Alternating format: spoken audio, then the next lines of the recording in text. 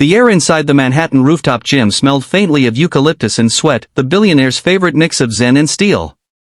The glass walls looked out over the city skyline, with the early morning sun slicing through the fog. On the mats in the center of the room stood her, Helena Voss. 40 years old, sharper than the edges of her own skyscrapers, founder of Voss Industries, and a Brazilian Jiu Jitsu black belt. She wasn't the kind of billionaire who wore diamonds to meetings, she wore calluses on her knuckles. Her morning ritual was simple: choke out someone on the mats before breakfast, then close a multi-million-dollar deal before lunch. Today, though, was different. Today, her assistant had set up something unusual, a special guest, he called it. Helena was used to sparring with elite athletes, pro fighters, or cocky executives who thought a few months of gym training made them invincible. She wasn't used to being told her sparring partner was a single dad veteran. The elevator doors slid open, and a man stepped out, wearing a faded Marine Corps hoodie and jeans. He carried a gym bag that looked like it had been to more continents than most people's passports. His posture was straight, but there was a heaviness in his walk, the kind that comes from carrying invisible weight. His name was Daniel Cross. 38 years old. Former recon Marine. Widowed. Raising an 8-year-old daughter alone. Helena's assistant had found him through a veterans BJJ outreach program. At first glance, Daniel didn't look intimidating. His hair was cut short, but not in the crisp lines of active duty, more like someone who trimmed it in his kitchen mirror to save a few bucks. His eyes were calm, but there was a depth there that made even the billionaire pause.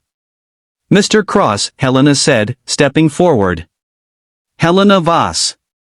I hear you've rolled before." Daniel's lips curved into the faintest smirk. "A little." He didn't mention the countless hours training BJJ during deployments, or the bar fights he'd walked away from without a scratch, or the times he'd had to use grappling to survive in places where the law didn't reach. They walked to the mats. Helena tossed him a fresh GI. "I like to test people," she said. "I've sparred with world champions. Don't hold back." Daniel took the GI without comment. He wasn't here to impress anyone. The mats felt like home, cleaner than the sand in Fallujah, softer than the training floors back at Camp Lejeune, but the same rules applied. Respect. Control. And if needed, domination. They squared up.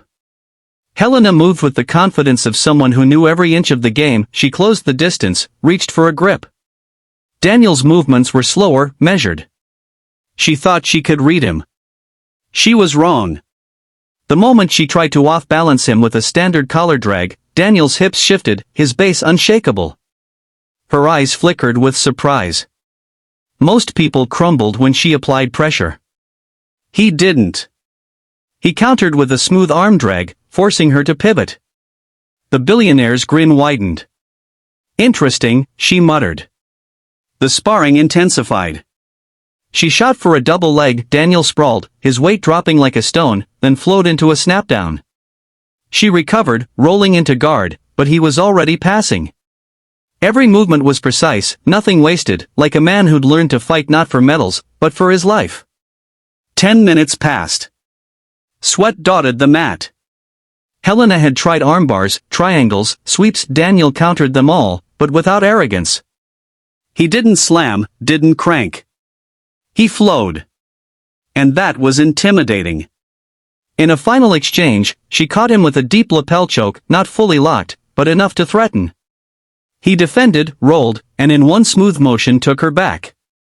His forearm slid across her neck, applying just enough pressure to make the point, "I could finish this." Then he let go. Helena tapped the mat twice, not from submission, but acknowledgement. They sat back, catching their breath. "You're better than you look," she said, wiping her face with a towel. Daniel gave a half smile. "And you're tougher than your bank account suggests." She laughed, genuinely. Few people dared talk to her like that. As they drank water, she asked, "Why'd you stop competing?" He shrugged. "My daughter comes first. She's all I've got." Helena's eyes softened just for a second. Billionaires and battle-hardened veterans lived in different worlds, but loss was a language they both understood.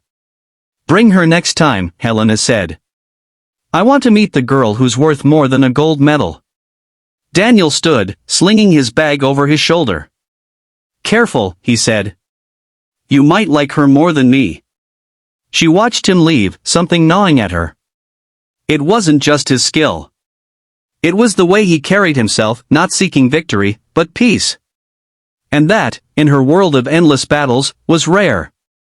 For the audience watching this story, remember, sometimes the people who look the quietest on the outside are the ones who fought the loudest wars inside.